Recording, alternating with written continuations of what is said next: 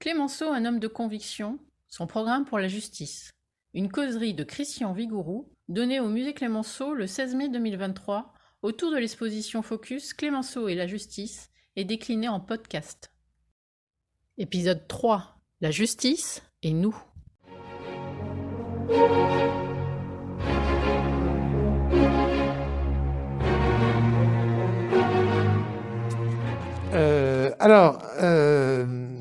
Ça m'amène, ces 4 points, à ma partie suivante, qui sont vraiment une part de subjectivité avant d'arriver aux 7 colonnes du temple des considérations de Clemenceau pour la justice, et je ne serai pas trop long. Quelques considérations très subjectives vis-à-vis de la justice. Il faut être Clemenceau pour écrire un livre sur l'iniquité. C'est un beau terme, c'est la terreur d'un juge, la terreur de se tromper, la terreur de ne pas prendre la bonne preuve, la terreur de faire jouer la présomption pour autre chose que pour l'innocence. Je lisais la semaine dernière dans Le Monde l'accusé présumé. Je l'ai dit aux journalistes. Ah bon? Non, c'est un scandale. Le terme présomption ne va que avec la présomption d'innocence. Donc, écrire un livre sur l'iniquité qui commence par la justice, à l'unanimité, le Conseil de guerre a décidé le capitaine Alfred Dreyfus coupable de trahison. Il faut pouvoir mettre une décision de justice, ça se commente. Et ça se commente respectueusement, mais catégoriquement si on estime qu'elle est mal justifiée. Avoir ensuite, quand on s'appelle Clemenceau, créé un journal qui s'appelle La Justice. D'ailleurs, ça m'amusait dans le beau dictionnaire sous la direction de Jean-Noël Jeannet. Quand vous allez voir la rubrique justice, c'est La Justice, c'est le journal. C'est un petit clin d'œil. Mais avoir appelé son journal La Justice,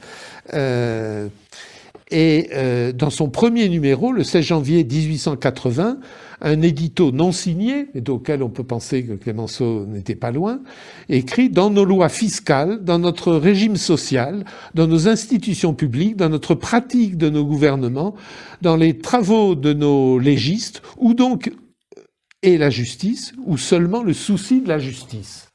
Je ne vais pas faire de politique, mais je prends cette phrase, je la mets dans certains débats parlementaires d'aujourd'hui, et on a les mêmes interrogations. Jusqu'où la justice doit inspirer les législateurs. Et toujours dans sa technique de partir d'un petit point pour en faire un symbole et une interpellation des citoyens, La Justice, dans le numéro 6, donc au tout début de sa publication, le 21 janvier 1880, ouvre les hostilités contre le pauvre président Vanesson, président du tribunal de première instance de Grès, en Haute-Saône. Je dis le pauvre président Vanesson, parce que quand on est président à Grès, on s'attend pas de recevoir un missile autocommandé de la part de Clemenceau dans un journal. Mais c'est ce qu'il fait, et il se moque de ce président. Voilà un curieux exemple de l'état d'irritation dans lequel se trouvent en ce moment certains magistrats réactionnaires qui se croient menacés dans leur forteresse inamovible par les projets de loi sur la réforme de magistrature. Le président Vanesson avait fait un commentaire, comme ça arrive souvent aujourd'hui encore dans les cérémonies de rentrée solennelle de magistrats.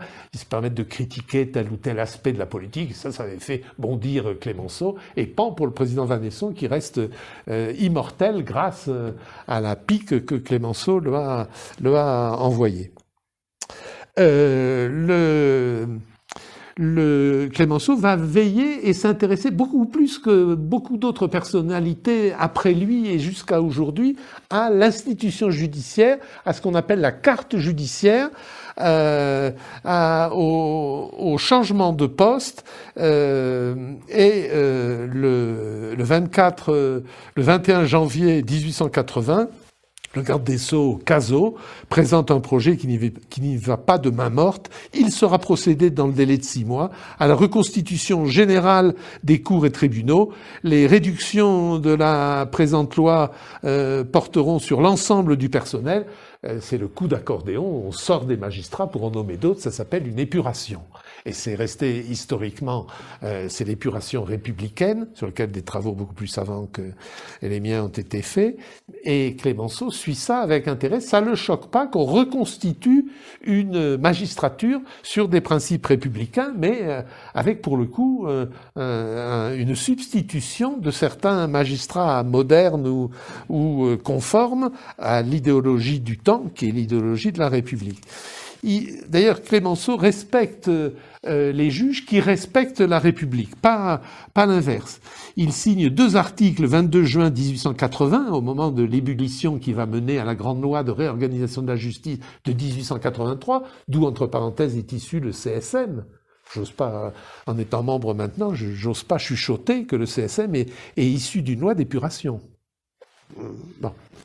Mais c'était mieux que rien. Il y avait déjà la création d'un organe qui se trouvait être la Cour de cassation. Il y avait déjà l'idée que la justice était trop importante pour être laissée uniquement aux mains du gouvernement. L'épuration républicaine de la loi du 30 août 1883 prévoit en son article 11, écoutez bien quand même, c'est des termes que Clémenceau ne critiquait pas, dans un délai de 3 mois, à partir de la promulgation de la présente loi, il sera procédé, par application des règles ci-dessus établies, à la réduction du personnel des cours d'appel et des tribunaux. Les éliminations porteront sur l'ensemble du personnel indistinctement. C'est vraiment le bouleversement radical, le grand soir. Même l'épuration post-Seconde Guerre mondiale n'a pas été aussi puissante. Il faudra attendre le décret Sarrien, juste avant la prise du gouvernement par Clémenceau en 1906. Sarrien était en son prédécesseur. Le décret Sarrien du 18 août 1906 qui revient à quelque chose qui nous paraît évident, le concours. Et on a eu quand même cette période, c'est aussi ça, les républicains et les clémencistes. Et puis, toujours dans ce qui me fascine et m'intéresse, c'est le tir de barrage sur l'affaire, l'iniquité, la réparation, avec notamment vis-à-vis du colonel Picard, quand le colonel Picard est foulé aux pieds, dégradé, chassé de l'armée, mis en prison, et avant d'être mis en prison, envoyé dans une zone où il risque de prendre une balle. Il y a quasiment un article par jour de Clémenceau qui connaissait pas spécialement Picard et qui s'y est intéressé simplement parce que c'était la vérité.